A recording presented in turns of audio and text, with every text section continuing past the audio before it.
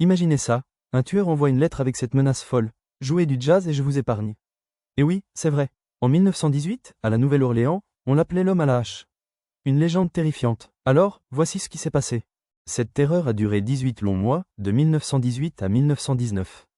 6 victimes, toutes frappées à la hache. La police était sur les dents, cherchant partout, mais aucun suspect. La ville vivait dans la peur constante.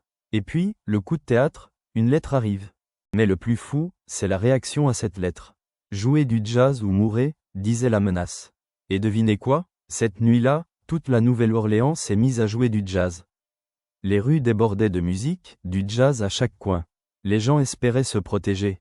Mais est-ce que ça a marché? Le tueur s'est-il arrêté? Hélas non, les meurtres ont continué. Et le truc encore plus fou? Il y a une théorie qui circule. Et si c'était un assassinat mafieux? La mafia de la Nouvelle-Orléans derrière tout ça. Peut-être pour éliminer des ennemis ou semer la panique. Les meurtres semblaient ciblés, mais pas de preuves solides, juste des rumeurs. Ça change complètement l'histoire, tu vois? Et aujourd'hui, le cas reste non résolu. L'homme à la hache n'a jamais été attrapé.